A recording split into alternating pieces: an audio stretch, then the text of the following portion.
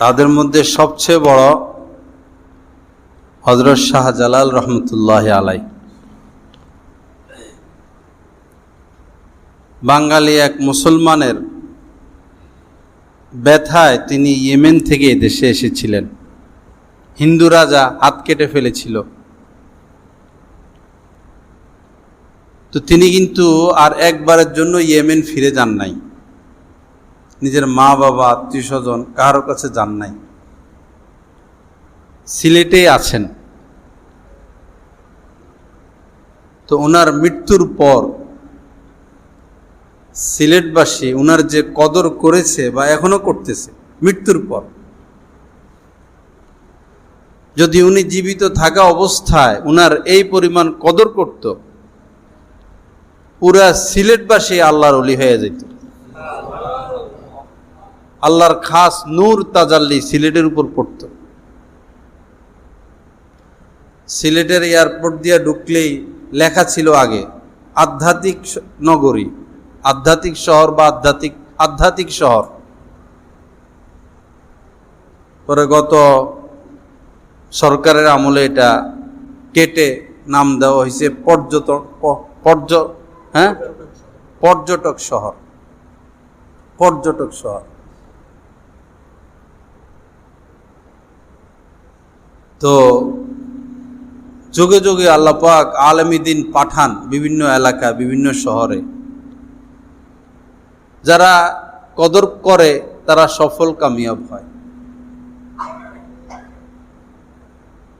মক্কা বিজয়ের পর মক্কাবাসী চাইছেন রাসূল যেন মক্কায় থেকে যায়। মক্কাবাসীদের ভিতরে আনন্দ যে আমাদের ছেলে এখন আমাদের ঘরে ফিরে আসবে, আমরা এখন নবী পাবো, সে তো আমাদের সন্তান, এই দেশে তার জন্ম। এদিকে মদিনাবাসীদের ভিতরে কান্না যে নবীজি যদি মদিনা আর না যান, নবীজির আত্মীয় স্বজন মক্কায়, তো নবীজি তো ইতিহাস বলেন নাই এই মক্কাবাসী নবীজির সাথে কি আচরণ করেছে। পরে নবীজি ভালোবাসার মর্যাদা দিতে গিয়ে চিরজীবনের জন্য নিজের জন্মস্থান ছেড়ে মদিনায় চলে গেছেন। আজ যদি মদিনায় নবীজির লাশ, কবর মুবারক, রওজা মুবারক না থাকতো, আমরা কেউ মদিনায় যাইতাম না, মদিনার নামও মানুষ শুনতো না। যদি মক্কার মানুষ নবীজির কদর করত, তো এই মক্কার সম্মান ইজ্জত আরো কত উপরে উঠত। কদর করে মারা যাওয়ার পর, কদর করে মারা যাওয়ার পর কদর করলে এখন আর কি লাভ? ডাক্তার জীবিত আছেন, এখন তার কাছে গেলে আপনি চিকিৎসা পাবেন।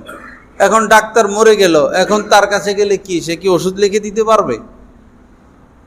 একজন আলেমের কদর জীবিত অবস্থায় করতে হয়। হাজার মানুষের সমালোচনা করা যাবে, একজন আলেমের সমালোচনা করা যাবে না। আল্লাহ অসন্তুষ্ট হয়ে যান, বিপদে পড়ে যায় তারা। নবীজি বলেছেন হাদিসে কুদসি, আল্লাহ পাক বলেন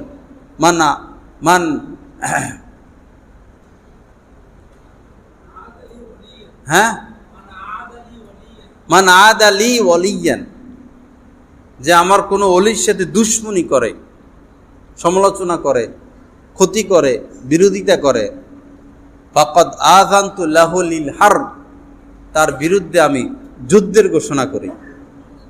অর্থাৎ আল্লাহ পাক তাকে লাঞ্ছিত করে ছাড়েন, চতুর্দিক থেকে তাকে বিপদ গায়েল করে।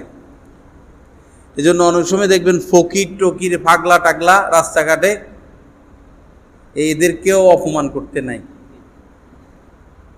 এদের মধ্যে লুকাইয়া থাকে। দেখতে দেখা যায় পাগল, হতে পারে সে আল্লাহর ওলি, লুকাইয়া আছে, আপনার দরবারে আসে। হাদিসে আসছে এরকম যে অনেক সময় মানুষের কাছে সাহায্য চায় ফকির এসে, আসলে সে ফকির না। আল্লাহ ফেরেশতা পাঠাইছেন পরীক্ষা করার জন্য, তোমার সম্পদ দিলাম, তুমি আমাকে ভুলে গেছো না, আমার কথা স্মরণে রাখো। এজন্য কোনো ফকিরকে ফিরিয়ে দিতে নাই, আর কোনো পাগল ছাগলকে ছোট নজরে দেখতে নাই, আর কোনো আলেম দ্বীনের সমালোচনা করতে নাই। ভয়ঙ্কর বিপদ চলে আসবে। ইমামরে দিয়া বাজার করা, বলেন বিষ খেয়ে মরে যাইতাম না, ফাঁসি দিতাম? আপনি হয়েছেন সভাপতি, ঠিক আছে, মোতোয়াল্লি, ইমামরে দিয়ে আপনি বাজারের ব্যাগ ধরাইবেন?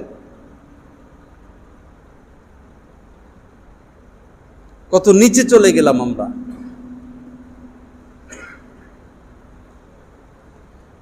লা ইলাহা ইল্লাল্লাহ। আল্লাহ সহি বুঝ দান করেন। কথা প্রসঙ্গে বলি, গতকালকে খানকা গেছি না, তো লোকজন ভরা, আলেম ওলামা সবাই হযরতের সাথে দেখা করতেছে, কেউ হাদিয়া দিতেছে, কেউ মুসাফা করতেছে, শেষ বিদায়ের সময়। পরে আমিও খামের মধ্যে কিছু খামে ঢুকে দিতে হয়। পরে হযরত আবার এটা দেখেন, গেলাম, পরে দোয়া চাইলাম যে হযরত আমার তো 26 তারিখে হজের ফ্লাইট বলছি, ফ্লাইট বললামও কি ফ্লাইট বলছি, কি ফ্লাইট। তো হযরত তো আমাকে মহব্বত করেন, অনেক মহব্বত। এত জোরে থাপ্পড় মারছেন আমার কানে, এখানে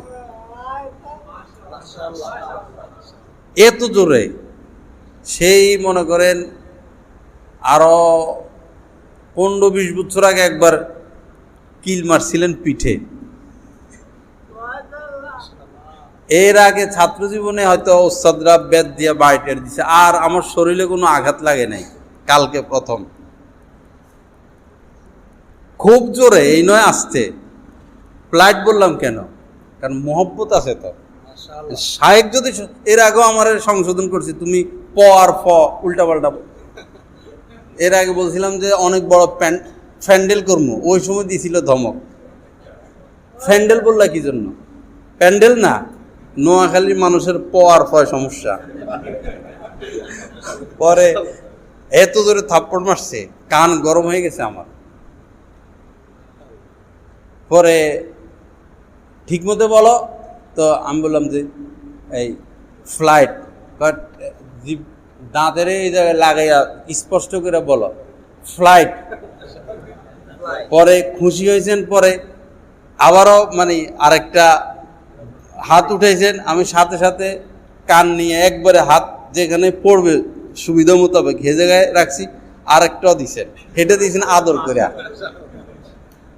দ্বিতীয়টা দিছেন কি করে আদর করে। তো চলে তো আসছি, কিন্তু উনি যে আমাকে থাপ্পড় দিয়েছেন, উনি কি ভুলে গেছেন আমাকে? না, দীর্ঘদিন মনে থাকবে এটা এবং দোয়া করতে থাকবে। এটাই বড়দের বরকত। যেই দেখছি হযরতের হাতে মার খেয়েছে, আল্লাহ তাকে অনেক উপরে উঠিয়ে দিছে। যে হযরতের হাতে লাঠির বাড়ি খেয়েছে, থাপ্পড় খাইছে, হযরতের গালে শুনছে, অপমান যারে হযরতে করছেন, আল্লাহ তার ইজ্জত সম্মান বাড়াইতে আছেন। এটা বরকত না। আমারও তো মুরিদান আছে, আমার কোন মুরিদ কি আমার সামনে এরকম নিজেকে পেশ করছে? সরাসরি তো বলার সুযোগই আমার দেয় না, ইদানিং বয়ানে একটু একটু বলি। এখন দেখি এইটাও বলা যাবে না। ভাই এসলাটা রাস্তা কি? এসলার রাস্তাটা কি?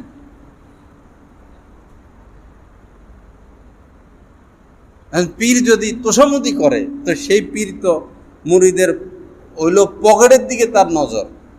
তোষামতি করলে দাঁড়ায় গেল, ইজ্জত করলো মুরিদের, তো মুরিদ তো হাদিয়া দিবেই। যারা হক্কানি তারা তো তোষামতি করতে পারে না, তারা তো খেয়াল রাখে তারা জাহান্নামের আগুন থেকে আমার বাঁচাইতে হবে, এই জিম্মাদারি আমার। গতকাল হযরতের মজলিসে এক আলেম করাচি পড়ালেখা করে, আবার করাচি চলে যাবে। পরে আমারে বলল, আমি কি হযরতের কাছে বায়াত হতে পারবো? আমার অন্য এক লোকের সাথে এসলাই চিঠিপত্র। পরে বিভিন্ন কথা শুনে আমি বলছি যে বায়াত হন। পরে সে মাওলানা মুফতি তকি ওসমানী সাহেব করাচির, ওইখানে সে পড়ে, বলল যে মুফতি তকি ওসমানী সাহেব আমাকে ওনার মজলিসে জায়গা দিছেন, আমি বসতে পারি। বললে যে উনি এখন আর বায়াত করেন না। মুফতি তকি ওসমানী সাহেব বিশ্বের মধ্যে এখন 1 নম্বর মুফতি, সারা বিশ্বে। তো উনিও বায়াত করতেন। তো এই আলেম বলল যে উনি আর মুফতি তকি উসমানী সাহেব এখন আর বায়াত করেন না। কেউ বায়াত হইতে গেলে বলে ভাই আমি মৃত্যুর প্রস্তুতি নিচ্ছি, আমি এখন আর কারো জিম্মাদারি নিতে পারবো না। দেখেন কেমন, আমি মৃত্যুর প্রস্তুতি নিচ্ছি, কারো জিম্মাদারি, কাউকে বায়াত করে তার জিম্মাদারি নেওয়ার মতো সময় আমার নাই। এখন বয়স হয়ে গেছে, মনে হয় 80-র উপরে বয়স, 80 বা 90, আমার জানা নাই। ইনারা হচ্ছেন আল্লাহওয়ালা। আমাদের কাছে মুরিদান আসলে তো আমরা আরো চামচা লাগাই দেয় লোক নেওয়ার জন্য, বিভিন্ন চামচা লাগাই দেয়।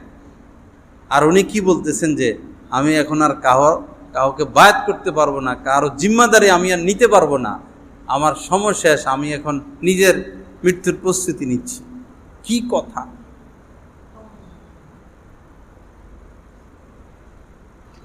এজন্য সহিবুজ হক্কানি আলেম চিনা, আল্লাহওয়ালা চিনা এবং লেগে থাকা বড় মুশকিল, শেষ পর্যন্ত টিকে থাকা। আল্লাহ পাক জাল্লা জালালু আমাদের সবাইকে মাফ করে দেন, সহিবুজ দান করেন, আল্লাহ ওয়ালাদের কদর করার তৌফিক দান করেন। সুবহানাকাল্লাহুম্মা ওয়া বিহামদিকা আশহাদু আল্লা ইলাহা ইল্লা আনতা আস্তাগফিরুকা ওয়া আতুবু ইলাইক। মাশাআল্লাহ।